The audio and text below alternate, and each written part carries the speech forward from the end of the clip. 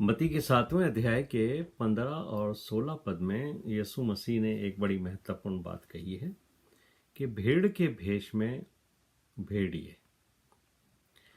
यीशु मसीह कहते हैं झूठे भविष्यवक्ताओं से सावधान रहो, जो भेड़ के भेष में तुम्हारे पास आते हैं, परंतु अंतर में वे फाड़ने वाले भेड़िए हैं।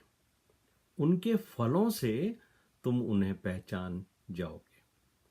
मेरे प्रिय भाइयों और बहनों, नए नियम में जो ये भविष्यवक्ता शब्द का तात्पर्य है, हमको परमेश्वर के वचन सुनाने वाले लोगों से किया जाता है।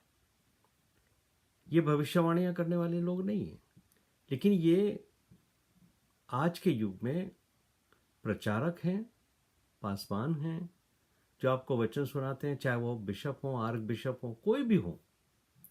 लेकिन परमेश्वर का वचन सुनाने वाले लोगों में से ही ये वो लोग हैं जिनकी डॉक्ट्रिन तो बहुत अच्छी है, उनकी शिक्षा भी बहुत अच्छी है। वो लोगों को परमेश्वर का वचन भी सही तरीके से सिखाते हैं। वहां उनमें कोई कमी नहीं है।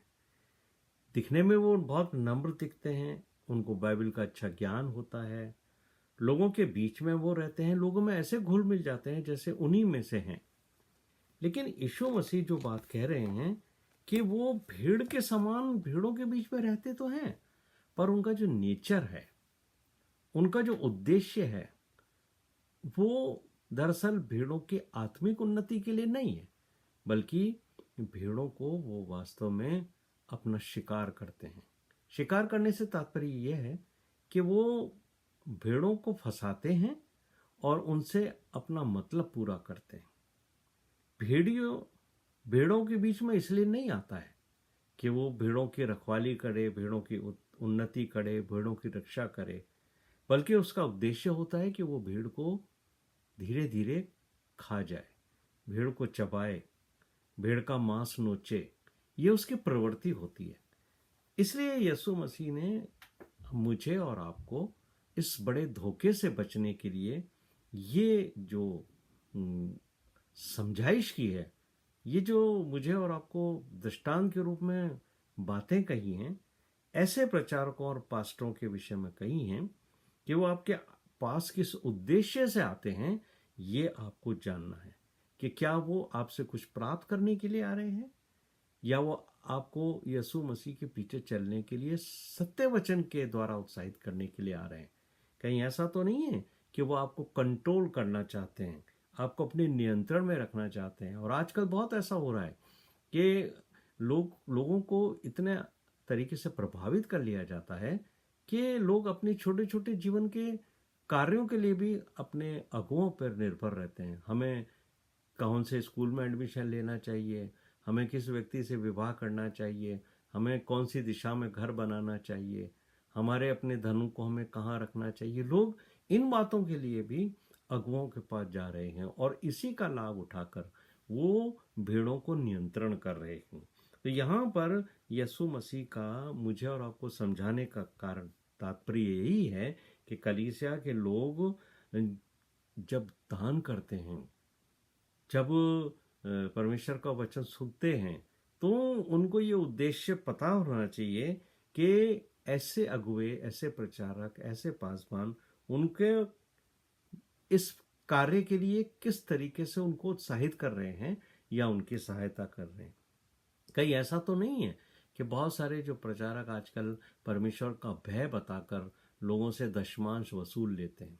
उनको बताते हैं कि देखो परमेश्वर के वचन में क्या लिखा है, यदि तुम दशमांश नहीं दोगे, उसकी आज्ञाओं को नहीं मानोगे, तो ये श्राप तुम पर आएंगे और तुम्हें दंड भुगतना पड़ेगा। तो ये दृष्टिकोण जो है वो आज के समय हम सबको बहुत ही ध्यानपूर्वक देखना है कि कहीं ऐसा तो नहीं है कि ये हमारे जो अगुवे हैं वो दिखते तो हम जैसे ही हैं, पर वास्तव में ये भेड़ नहीं है, बल्कि भेड़ के रूप में ये भेड़िए हैं। क्योंकि ऐसे लोग जो अपनी भेड़ों की आत्मिक उन्नति नहीं चाहते, ऐसे अगुवे जो अपनी भेड़ों को आत्मिक जीवन में नहीं बढ़ाना चाहते, ऐसे लोग उनसे धन वसूलने के लिए कोई ना कोई उपाय निकाल लेते हैं। और यहाँ तक कि विधवाओं के घरों में भी ये लोग घुस जाते हैं और उनसे भी और ऐसे लोगों से भी जिनके पास भरपूर भोजन नहीं होता, उनको भी प्रभु का दंड दिखाकर, प्रभु के भय दिखाकर ये उनसे जो है वो दशमांश के नाम पे राशि वसूल लेते हैं। तो आपको और मुझे क्या देखना है कि जब भी कोई प्रचारक पासवान वचन से पहले आपको धन देने के लिए उत्साहित करे, या वचन के बीच में आपको धन देने के लिए आप पर जोर डाले, या वचन पूरा करने के बाद आपको दान चढ़ाने के लिए बहुत ज़्यादा कहे और आपको ये बोले कि परमेश्वर के वचन को पढ़िए जो मलाकी की पुस्तक में लिखा गया है कि सारे दशमान चढ़ाओ, तो देखो तुम्हें परमेश्वर छप्पर फाड़ कर तुम्हारे इस दान के उपलक्ष्य में तुम्हें देगा। जितना तुम दान चढ़ाओगे परमेश्वर उसका हजारों गुना लौटा देगा। देखो लिखा है परमेश्वर के वचन में, छप्पर फाड़ कर परमेश्वर को देगा कि तुम्हारा घर भर जाएगा। तो बहुत सारे लोग जो हैं वो इस तरीके के झांसे में आ जाते हैं कि अगर हम परमेश्वर को 100 रुपये देंगे तो परमेश्वर हमें 1000 रुपये देगा। और जो लोग आर्थिक दृष्टि से कमज़ोर होते हैं या परेशान होते हैं, वो इन प्रचारकों के द्वारा दी गई इन शिक्षाओं से भ्रमित हो जाते हैं कि ये परमेश्वर ने किस संदर्भ में किस लिए लिखी हैं, ये तो वो नहीं समझ पाते। लेकिन ये जो झूठे प्रचारक हैं, जो भेड़िए हैं, जो भेड़ के रूप में भेड़ों के बीच में आ गए हैं, उनके इन जो है प्रलोभन वाली बातों में फंस जाते हैं। परमेश्वर के वचन का प्रचार नहीं हो रहा है। बहुत से प्रचारक ये कहते हैं, देखिए आप क्योंकि परमेश्वर के वचन के फैला नहीं रहे हो, आपका ये कर्तव्य है। यीशु मसीह ने स्वर्ग में जाने से पहले ये कहा कि सारी जातियों के अंदर मेरा वचन सुनाओ, तो ये आपको सुनाना है, आप जाते नहीं हो। और आप अगर नहीं जाते हो तो आपको देना चाहिए, ताकि आपके दिए हुए दान से परमेश्वर के सुसमाचार का सारे संसार के अंदर प्रचार हो। और आप दान नहीं दे रहे हो, और आपके दान नहीं देने के कारण परमेश्वर के वचन का प्रचार नहीं हो रहा है, इसलिए परमेश्वर जो है वो आपसे क्रोधित होगा और आपको दंड देगा। मेरे प्रिय भाई और बहनों, कई तरह से भाषाएं, कई तरह की बात करके आज के ज़माने में लोगों को लूटा जा रहा है। ये हैं वो भेड़िए जो भेड़ के रूप में हैं। उनका उद्देश्य आपका आत्मिक जीवन नहीं बढ़ाना है, बल्कि वो आपसे धन वसूलने के लिए आपके बीच में आए हैं। यही भेड़ियों का भेड़ों को नोचना है। और ये इमोशनल फीलिंग्स हैं, इमोशनली आपको भरा जाता है कि आप नहीं दे रहे हो, इसलिए परमेश्वर का सुसमाचार संसार में नहीं फैल रहा है। जबकि वास्तविकता फर्क है। वास्तविकता क्या है, ये तो परमेश्वर के वचन से हमें पढ़ने में पता पड़ेगा। अगर आप प्रेरितों का काम पहला अध्याय उसके 8वें पद में को पढ़ो, तो प्रभु यीशु मसीह ने स्वर्ग में जाने से पहले अपने शिष्यों से यही कहा था कि जब तक तुम्हें पवित्र आत्मा ना मिले तब तक ठहरे रहना।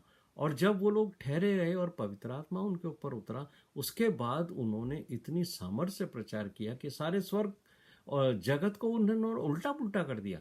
तो आज अगर परमेश्वर का वचन का सुसमाचार का फैलाव नहीं हो रहा है, उसका कारण ये नहीं है कि परमेश्वर के लोगों के पास धन की कमी है।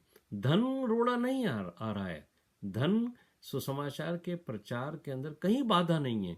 बाधा क्या है कि लोगों के पास आज पवित्र आत्मा की सामर्थ्य नहीं है।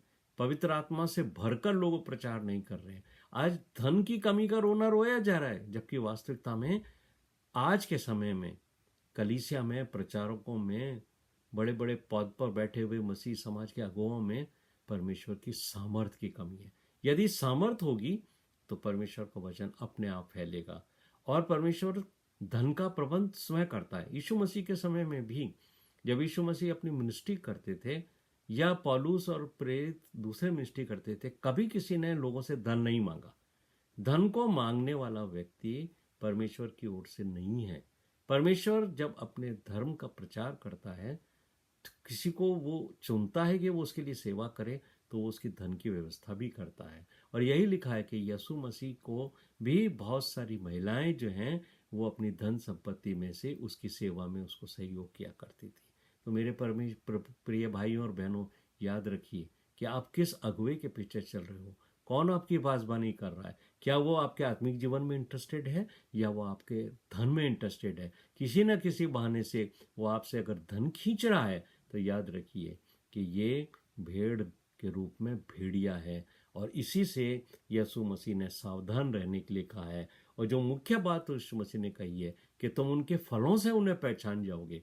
तो यही है वो फल कि वो किस उद्देश्य से आपके घर में आते हैं, किस उद्देश्य से आपसे बात करते हैं, क्या लेने की इच्छा लेकर वो आपके घर में आ रहे हैं, क्या किया या क्या लेने की इच्छा से, क्या धन आपसे प्राप्त करने की इच्छा से वो आपके पास आकर आपको वचन दे रहे हैं। वचन सही है, वचन सब कुछ बढ़िया दे रहे हैं, लेकिन उसके पीछे का जो उद्देश्य है वो भेड़ों को के रूप में, भेड़िए के रूप में भेड़ों के बीच में आकर भेड़ों की खाल को खाना है। प्रभु इस वचन को समझने के लिए और इसके ऊपर चलने के लिए हम सबों को आशीष दे।